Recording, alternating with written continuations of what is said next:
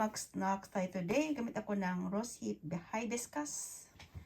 So, ano tayo? Mag-snack tayo. Meron ako pala guys ng ensaymada. Tingnan nyo guys. Oh. Made from Japan. Philippine tinapay, no? Ensaymada. Yan. Meron tayong pandesal. Tingnan nyo guys ang pandesal ko. Ang sarap.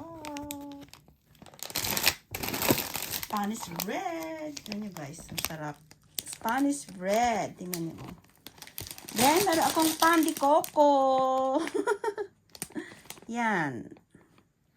So, mag-ano tayo? Mag-snacks tayo gamit ang hibiscus na tea.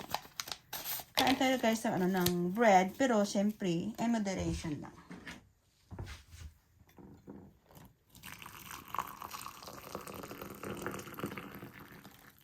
Yan. Ano nyo guys, oh. Dito ko sa guys, binili sa friend ko from Kyoto. My Sky Bakery. Open ko yan guys, ah. Tingnan nyo. Sarap yan. Yan ako sa guys, kasi hindi ko sa maubos na kain. I-freezer ko siya, no. So, ang parisal ko, yan ko rin yan. O, na-open na yan ko, i-freezer ko yan kasi hindi ko maubos na kain. Sarap yan guys. Sa amoy pa lang mapakain ka na. Guys, ensaymada. Tingnan nyo. Ito na natira. Yan ko yan. Ibaunin bukas.